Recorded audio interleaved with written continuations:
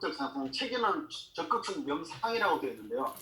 그 역자가 The Active Imagination을 갖다가 적극적 명상으로 번역했습니다. 근데 융은 명상, 메디타치온하고 상상, 이마지나치온이랑 이 두 개를 구분해서 말을 하고 있는데 이걸 왜 역자는 같은 단어로 번역했는지는 제가 모르겠습니다만은 어쨌든 제가 이해할 수 있도록 하기 위해서는 그 적극적 명상을 저는 적극적 상상이라고 다시 얘기했습니다. 예, 좋습니다. 이게 상상이라고 번역하는 게 더 적절한 것으로 보여요.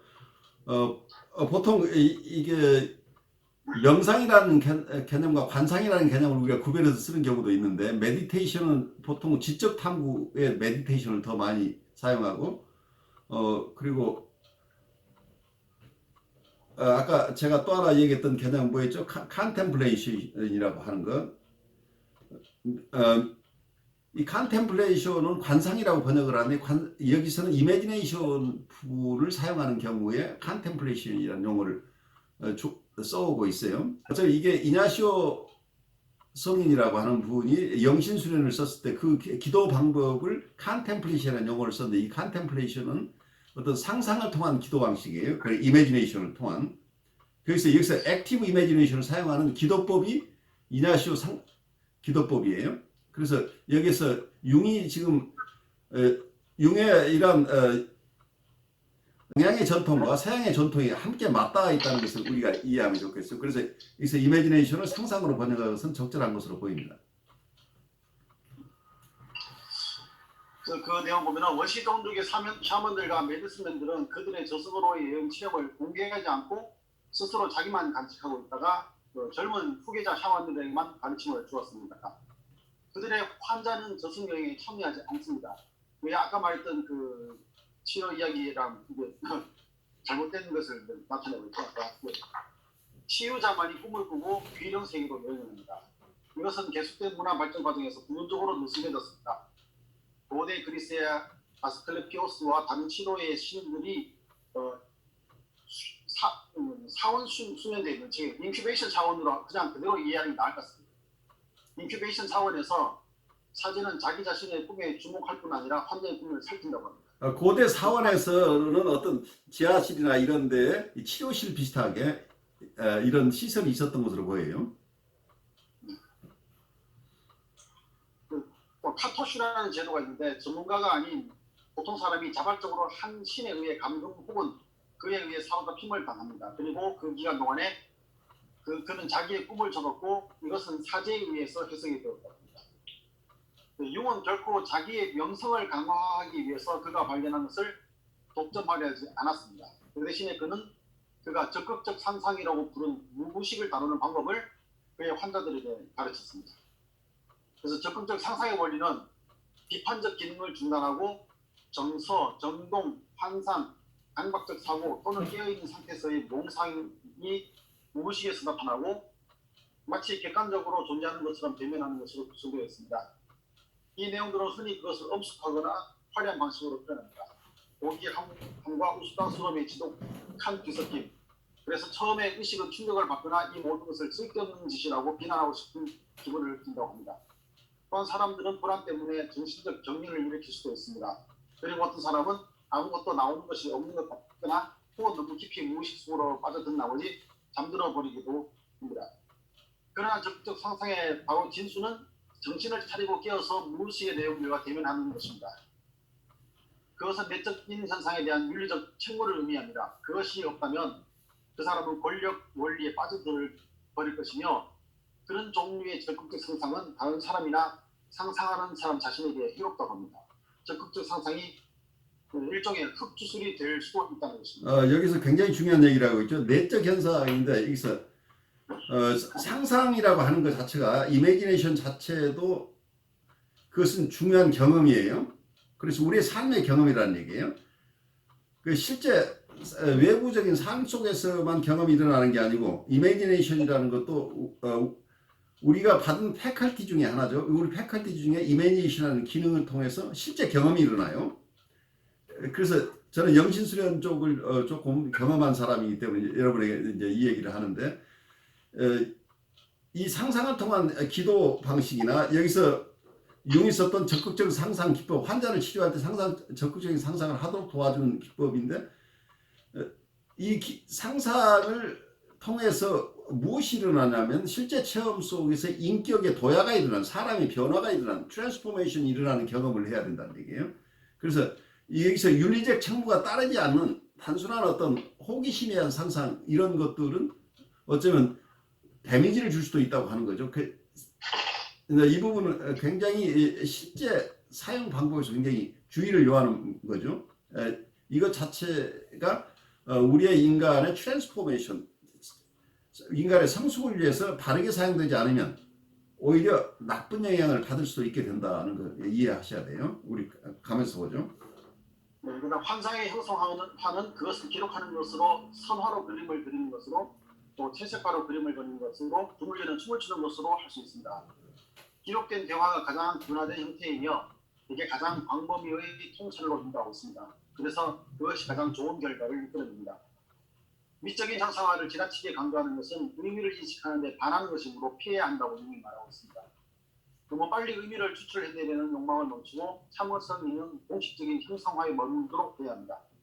만약 이 두 가지 경향이 율동적으로 함께 작동하면 의식과 무의식을 합일하고자 지향하는 초월적 기능은 가장 잘 작동하게 될 것이라고 합니다. 적극적 상상은 환자가 의사로부터 독립되고 자신의 발로 설 수 있는 가장 강력한 수단입니다. 물론 그는 혼자서 내면의 작업에 착수해야 합니다. 아무도 그 일을 대신해 줄 수 없습니다. 모든 환상은 그 사람 자신에게 일어나고 있는 진정한 심리적 과정입니다. 우리는 그 내적인 드라마 속에서 행동하며 괴로워하는 사람이 됩니다. 우리는 자기의 개인적인 반응과 더불어 그 과정 속으로 들어가야 합니다. 많은 사람들은 이것을 허무적인 인격으로 반응을 하는 것이 문제입니다. 이때는 아무 일도 일어나지 않고 내적인 발전이 정지 상태가 됩니다. 누구든지 자신의 경험을 윤리적 책무로서 받아들이는 데 실패하면 권력 원리에 사로잡히게 된다고 합니다. 이와 달리 오선적이며 도덕적인 대결이라는 의미에서 진실로 환상 현상 속으로 들어간다면 내면의 상들의 흐름은 개인적인 전체성, 즉 개성화를 이렇게 가는데 이바지하기 시작할 것이고, 외부적 내부적 문제들의 폭풍에서도 확고히 설 수 있는 내적인 확신을 세우는데 이바지할 것이라고 이야기했습니다. 그 다음에 나오는 것이 융의 적극적 상상과 동양의 명상법에 대한 이야기가 나오는데요. 융의 적극적 상상의 과정은 아주 다양한 동방의 명상법, 예를 들어 요가 등과 같은 방법과 근원적인 친족 관계를 가리키고 있다고 합니다. 그러나 여기에는 차이가 있습니다. 적극적 상상의 방법은 기획되지 않고 완전히 개인적입니다. 보조자는 동방의 스승, 구루처럼 그 과정의 지도를 맡지 않고 다만 처음 시작할 때 배우는 사람에게 지적 해석이라든가 미화시키는 성향과 같은 막다른 골목에 빠져들지 않도록 감독할 뿐이라고 합니다. 융이 발견한 내면의 길은 이 무기획상에서 선불교와 가장 근접해 있다고 합니다. 그러나 여기에도 차이가 있다고 합니다. 대부분의 선불교의 선사들은 꿈을 살피는 것을 확실히 배척하고 있다고 합니다.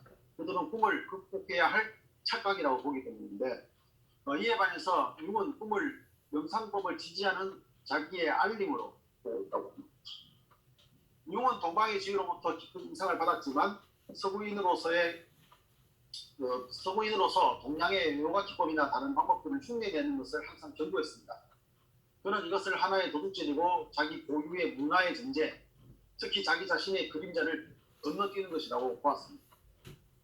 그래서 융은 Memories, Dreams, Reflection이라는 책에서 제가 카톡으로 보내드렸는데, 그 책에서 융은 동방의 길에 대한 개인적인 입장을 고백하기를 그는 인도 사람처럼 자연으로부터 그리고 내적인 대극에서 해방되고 싶지 않다고 했습니다.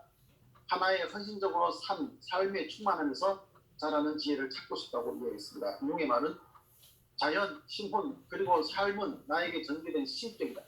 그리고 또한 그것들로부터 진정으로 해방되기 위해서는 결정의 지옥 또는 두루 거쳐야 할 것이다. 이 말 속에서 융은 기독교의 정신적 유산을 고백하고 있습니다. 십자가의 상징으로 묘사된 갈등은 회피할 수 없고 고통은 피할 수 없는 것이라고 했습니다. 그는 고통은 우리를 완전성으로 데려다주는 가장 빠른 말이라는 토마스 아퀴나스의 말을 짚고 되어 있습니다. 책에 뭐라고 되냐면은 그러나 이 고백에도 불구하고 인물 붓다가 그리스도에 비해서 더 완전한 인간이라는 것을 발견했다고 되어 있는데요. 그 번역도 약간 오해의 소지가 있어서 영어 번역을 보게 되면은 둘 다 맞다고 봅니다. 둘 다 맞는데 인도 사람들의 관점으로 붓다를 보게 되면은 붓다는 완벽한 인간이다. 왜냐하면은 그 붓다는 역사적인 인물이었고 그래서 사람들이 잘 이해할 수 있는 대상이고 그렇지만 그리스도는 역사적으로 볼 때 즉각적으로 신에 의해서 숙명적으로 그 지위를 부여받았기 때문에 사람들이 이해하기 힘들다 이렇게 이야기하고 있습니다. 그래서 이제 더 낫다 이런 표현을 쓴 것이지 그렇고 뭐 우위를 이야기하는 그런 건 아닙니다. 네, 그래서 이 영어 원문에서는 Christ is at once a historical man and God, and therefore much more difficult to comprehend. 이제 이렇게 보고 있는 건 이 저자가 하는 얘기는 어떤 붓다는 완전한 휴먼 빙이었다는 인간으로서 완성된 사람이기 때문에 사람들이 따라하기가 쉬운데 예수 그리스도는 역사적인 인물이지만 동시에 신이었기 때문에 그만큼 사람들이 이해하는 게 어렵다. 이렇게 표현하고 있는데 그것이 아마 우리 번역서 속에 좀 묘하게 돼 있는 것 같아요. 오해하기 딱 쉽게 됐습니다. 아주 잘 이 지점을 지적해 주셨어요.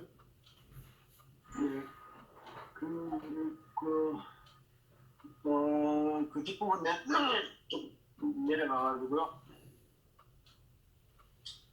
밑에 그러나부터 보겠습니다. 그러나 몇 가지 차이를 역시 간과할 수 없다. 인은 그것을 샤먼처럼 망한 상태에 살지 않고 의식을 충분히 보존하였고 한 개인의 도덕적 책임에서 오늘날 도달된 문화 수준을 유지했다. 이것이 앞에서 기술한 문화 이전의 단계와 비교할 수 없는 새롭고 독특한 것이었다. 그래서 어떤 의식과 무의식을 통합해내기 때문에 의식을 포기하지 않는다는 얘기예요. 그래서 융이 봤던 것은 그냥 무의식 자체에 나를 맡기는 게 아니고 의식이 무의식을 통합해내는 과정 속에 그래서 랜턴이라는 얘기가 나왔죠. 아마 우리 첫 장에서 둘째 장인가에서 랜턴. 거기서 하나의 그 등잔불 하나를 가냘픈 등잔불 하나를 우리가 가지고 있는 이 등잔불을 꺼트리면 안 된다는 얘기. 그래서 이 등잔불을 가지고 무의식을 만나야 된다는 얘기죠. 그래서 무의식에 있는 것들이 점점 의식화된다고 한다면 이 등잔불이 점점 커지겠죠. 이 등불을 키우는 작업이 의식을 확장하는 작업이죠. 그래서 이게 인디비주에이션 과정이라고 볼 수 있겠죠. 그래서 이 의식을 놓아버린다고 한다면 여기에서 현대적인 의미에서 인격적인 성장이라고 보기 어렵다는 얘기를 융이 하고 있는 거죠. 이 부분에서는 어떤 융의 지금 얘기하는 적극적인 상상법은 거의 아까 제가 얘기한 이냐시오의 컨템플레이션 관상을 통한 기도 상상을 통한 기도 보통 컨템플레이션이라고 하는데 이냐시오의 관상법과 거의 같아요. 여기서 다르다고 하고 있는 것은 다른 것을 너무 조금 과장한 것 같아요. 실제로는 거의 같다고 보여요.